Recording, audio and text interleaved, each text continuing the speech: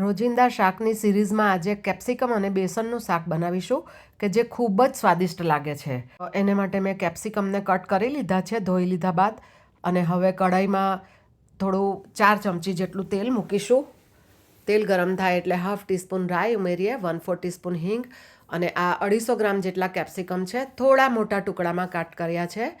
હવે 1/2 ટીસ્પૂન હળદર અને સ્વાદ પ્રમાણે મીઠું ઉમેરીને સારી રીતે મિક્સ કરીએ, અને ગેસની ફ્લેમને મીડિયમ ટુ સ્લોની વચ્ચે રાખવાની, અને ઢાંકણ ઢાંકીને કૂક થવા દઈશું લગભગ 2 મિનિટ. 2 મિનિટ બાદ ફરીથી હલાવી લઈશું અને ફરીથી ઢાંકીને થવા દઈશું. ફરીથી જોઈ લઈશું.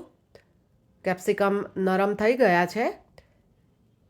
તો હવે એની અંદર આપણે ચણાનો લોટ ઉમેરીશું.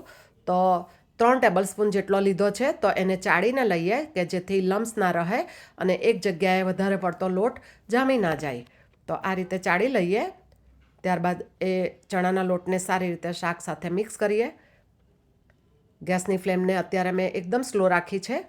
હવે આ સરગવાનો પાવડર છે કે જેની તમને ખબર છે કે હું દાળ અને શાકમાં ઉમેરું છું, અને સૂકવીને બનાવ્યો છે, અને એની રેસિપીનો વિડીયો પણ મેં મૂક્યો છે આ ચેનલ પર.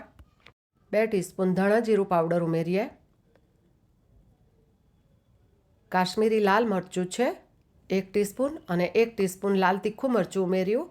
1 ટીસ્પૂન જેટલા સફેદ તલ ઉમેર્યા, અને મસાલા સાથે શાકને સારી રીતે મિક્સ કરીશું. અને લોટ ઉમેર્યા બાદ ગેસની ફ્લેમને થોડી પણ વધારતા નહીંતર નીચે ચોંટી જવાનો ભય રહેશે. હવે ખાંડ ઉમેરીશું. તો લગભગ 1/2 ટીસ્પૂન મેં 2 વાર ઉમેરી છે, અને આ 2 ટેબલસ્પૂન જેટલા શિંગદાણાને મેં ક્રશ કરી લીધા હતા એ ઉમેર્યા, અને ચણાના લોટને સ્લો આંચ પર સારી રીતે કૂક થવા દઈશું. ચણાના લોટની માત્રા તમે 2 થી 3 ચમચી વધારી પણ શકો છો. કેટલો સરસ કલર આવી ગયો છે જુઓ.